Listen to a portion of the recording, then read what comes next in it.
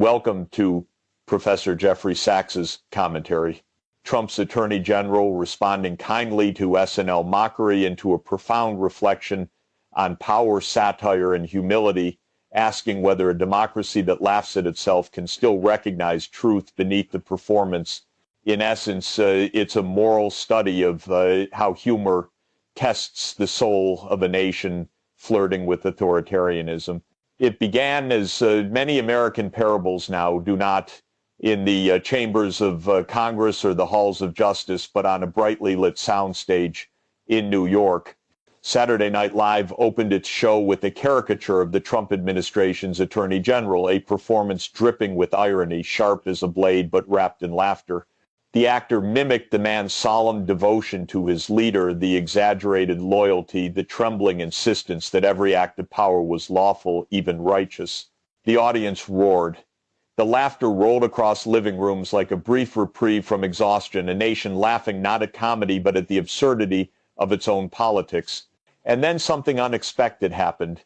The Attorney General himself responded, not with indignation, not with one of those defensive, brittle statements that have become the lingua franca of wounded pride, but with humor. On X, the platform still haunted by its former name, he wrote, "They got me pretty good tonight." It was a small gesture, almost disarmingly human. In an age of thin-skinned politics, it read like an act of grace. For a moment, America glimpsed something it had forgotten, the possibility of power tempered by humility, of leadership capable of laughter. Yet beneath that smiley face emoji lay a deeper tremor, a reminder that even the powerful now perform their humanity for the algorithms. Because in the age of spectacle, every laugh has a purpose. Was this irony sincere or a carefully staged act of media jujitsu? In a political culture that rewards outrage, a good-humored reply can be revolutionary or cunning. By laughing at the joke, the Attorney General blurred the line between satire and statecraft, transforming ridicule into reassurance. See, his post seemed to say, "We can take a joke." But behind that easy charm lay a paradox. The very administration that tolerated no dissent now basked in the glow of its own parody. Satire, after all, is democracy's mirror. It reveals not just the flaws of power, but the resilience of free speech. Yet mirrors can frighten those who gaze too long. In despotic regimes, comedians are exiled. In fragile democracies, they are dissected. America, somewhere between the two, still laughs but nervously. So the nation chuckled that night, scrolling, sharing, retweeting. The AG's post went viral, and pundits praised his refreshing response. But history may judge the moment differently, not as an instance of humility, but as the faint echo of a republic learning to mock itself, even as it forgets why laughter once mattered. The palace laughed and the walls trembled. Politics in America has long been a form of theater, but in the Trump era, it became the whole stage. Governance turned into performance, and performance into governance. Every tweet, every rally, every soundbite was less an act of policy than an audition for attention. Into this spectacle marched Saturday Night Live, the last great cathedral of televised satire, where democracy's anxieties are exercised through laughter. Its writers do not legislate, but in a culture where entertainment is the national religion, they wield a quieter kind of power, the power to humiliate. In that light, the Attorney General's calm, self-effacing response was a curious artifact, a moment of composure in an age of perpetual outrage. He seemed to understand that the sketch was not truly about him. It was about the system he represented, a Justice Department struggling to appear impartial under a man who treated loyalty as law. To laugh at oneself in such a context was to flirt with rebellion, however politely. For centuries, those in power have feared laughter. Kings employed jesters only so long as the mockery did not bite too deep. But democracy at its best thrives on humor. It invites citizens to puncture pretension, to bring the mighty down to mortal size. When humor disappears, tyranny begins. That is why satire matters not as comedy, but as civic medicine. It forces rulers to remember their fallibility and citizens to reclaim their agency. Yet in the Trump era, this delicate balance fractured. Satire became another weapon in the culture war, consumed not as critique but as confirmation bias. The left laughed at the sketches as acts of moral defiance. The right dismissed them as elitist propaganda. The national sense of irony, once the measure of collective maturity, curdled into cynicism. Laughter no longer united, it divided. So when the Attorney General smiled back at his caricature, Americans saw what they wanted to see. To some, he appeared refreshingly human, a public servant still capable of grace. To others, he looked like a calculating politician deflecting mockery with strategic humility. But the real question lay beneath both readings. Can a democracy still distinguish sincerity from performance when its leaders and comedians share the same stage? In truth, both sides now depend on the same economy of spectacle. Politicians need satire to remain visible. Comedians need politics to remain relevant. Each feeds off the other like rival priests competing for the same congregation. The nightly monologue becomes the moral sermon of a secular age, and the applause not truth is the measure of righteousness. The Attorney General's ex post modus, though it seemed, played directly into that ecosystem. His emoji-laced charm made him trend. His restraint became content. Even grace in this theater of politics becomes a commodity. And yet something tender persisted beneath the irony, a small flickering hope that laughter might still remind Americans of their common absurdity. For all its satire, SNL remains a civic ritual, one of the few moments when the country still gathers to witness its own reflection, distorted but recognizable. The danger, of course, is that the audience forgets it's watching a performance, or worse, that the actors begin to believe the applause. When comedy meets power, the result is neither tragedy nor farce. It is something more fragile, a nation learning once again that its laughter may be the only thing standing between illusion and reality. The laughter from the SNL sketch had barely faded before the storm began. Within hours, social media split into familiar camps, those celebrating the Attorney General's grace and those weaponizing the sketch as proof of cultural rot. A simple joke, a caricature meant to amuse, became one more battlefront in America's unending civil war of perception. Outrage, that most profitable emotion of the digital age, had once again claimed its tribute. We live now in an economy of anger. Platforms that once promised connection have perfected division, rewarding indignation with attention and attention with power. Every tweet is a performance, every emoji a signal of allegiance. In the system, irony, that subtle art of self-awareness, of laughing with rather than at, is an endangered species. It requires distance, perspective, and humility. Outrage, by contrast, is simple and addictive. It burns faster, spreads wider, and leaves nothing behind but ash. The Attorney General's good-humored response was in this context almost an act of resistance, or perhaps nostalgia. It harkened back to a time when politicians could absorb ridicule without collapsing into grievance. But in the modern algorithmic amphitheater, such restraint is viewed not as strength but as weakness. The true currency of power is fury. Those who cannot weaponize their humiliation are devoured by those who can. Within hours, partisan accounts began spinning the narrative. MAGA loyalists dismissed the AG's levity as betrayal. He's laughing with them, not at them, one influencer posted. Liberal commentators, meanwhile, praised his composure as evidence that not all Trump officials are authoritarian automatons. The irony, of course, was that both sides reduced his small human gesture into political theater. His smile was not interpreted. It was consumed. Satire has always been a test of tolerance. It measures how secure a society feels in its own truths. But in this America, no one is secure enough to laugh. Humor once bridged the impossible. It allowed the powerless to speak truth to power and the powerful to show humanity without losing authority. Now, laughter itself is political, another line in the trench map of division. And so irony dies not with censorship, but with exhaustion. We are too outraged to be ironic, too vigilant to be self-aware.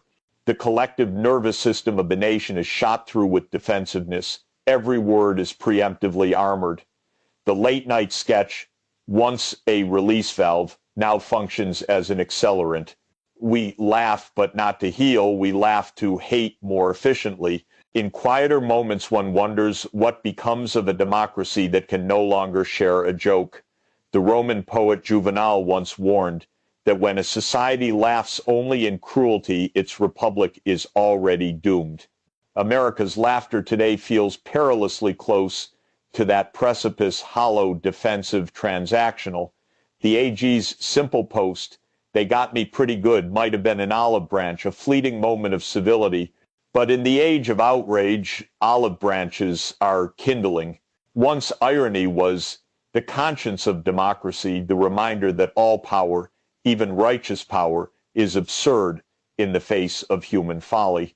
Now irony has been replaced by algorithmic fury, and in that trade, something essential has been lost. Not merely the ability to laugh, but the ability to forgive. Satire has always held up a mirror to power, but the more distorted the reflection, the more revealing it becomes. When Saturday Night Live lampooned the Attorney General, it was not merely mocking his posture or his loyalty, it was interrogating the psychology of power itself. What does it mean when a servant of the law bends his conscience to serve the will of one man? What happens when justice, once blind, begins to squint at political advantage? The sketch distilled those anxieties into laughter, and the Attorney General's response, his smile and emoji, became the mirror's reflection. How power reacts to ridicule reveals whether it still possesses a soul. On the surface, his reaction seemed genuine, a moment of rare humility in a culture drowning in grievance. He laughed at himself, which in political America has become almost an act of rebellion. Yet the question lingered, was it true humility or strategic irony? In the theater of modern politics, sincerity and performance are indistinguishable. Every gesture, a tweet, a smile, even silence is a kind of choreography. The line between human and brand has disappeared. There is a long tradition of rulers who flirted with self-deprecation to disarm their critics. Richard Nixon would joke about his paranoia. Silvio Berlusconi made light of his scandals. Vladimir Putin smiles as comedians imitate him, but only the brave ones dare. Laughter in their hands is a shield. It grants them plausible humanity while preserving absolute control. By joining the joke, they colonize it. They transform ridicule into loyalty. See, they say, I'm not the villain they claim. I can laugh too. It is a master stroke of narrative inversion to appear open while remaining untouchable. Perhaps the Attorney General's comment was nothing more than this, a controlled release of pressure, a brief flash of accessibility amid growing public distrust. In a country fatigued by hostility, a little humor can feel like mercy. But mercy, too, can be manipulative. To laugh at the joke is to decide which parts of it deserve to be taken seriously and which parts will be dismissed as exaggeration. The AG's laughter did not erase the satire's truth. It domesticated, it softened its bite, turned criticism into camaraderie. This is the paradox of democratic ridicule. It relies on the consent of the powerful to remain harmless. The comedian throws the stone, but the ruler decides whether it shatters glass or merely ripples water. When power learns to laugh at itself selectively, it neutralizes dissent.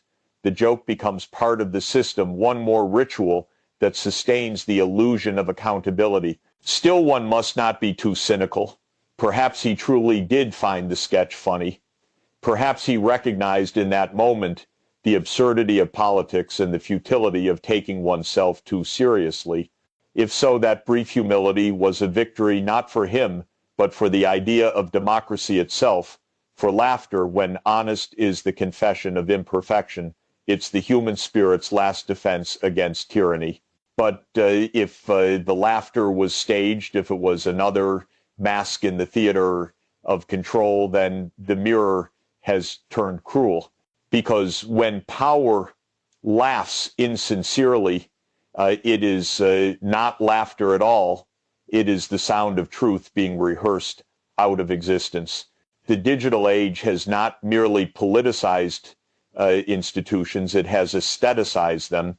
The Department of Justice, the Supreme Court, the Oval Office, once the sanctuaries of solemn process, are now set pieces in an endless production streamed across every platform. The Attorney General's response to Saturday Night Live was not a statement, it was content. In the new public square, the difference is decisive. A statement belongs to governance. Content belongs to the algorithm. What we witnessed in that smiling tweet was the quiet collapse of boundaries between civic duty and digital spectacle. Power, once veiled in the language of law, now speaks in memes, emojis, and viral sound bites. Institutions that were designed to administer justice have been repurposed as producers of entertainment. The spectacle is no longer the shadow of governance, it is governance itself. In the old republic, legitimacy came from the rule of law. Today it comes from visibility. To trend is to matter. To remain unseen is to risk irrelevance.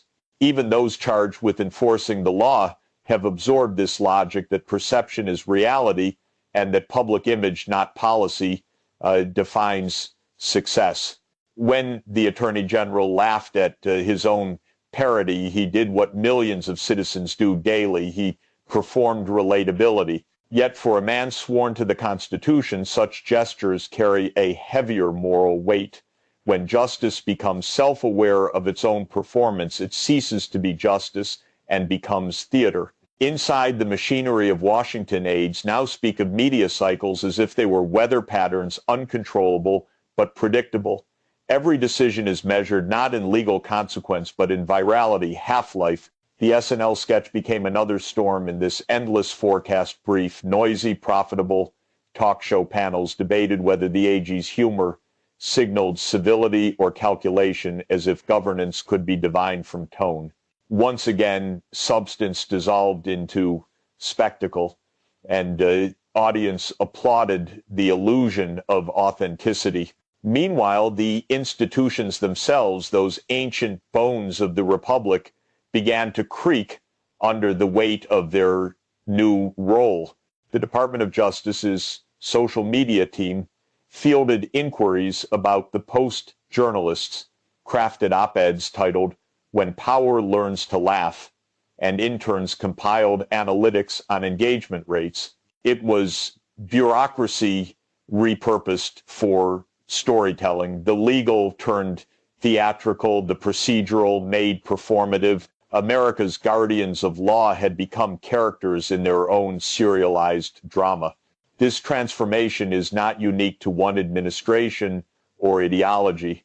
It is systemic, deeply ingrained in the culture of a society that equates visibility with virtue. The citizenry, too, has adapted.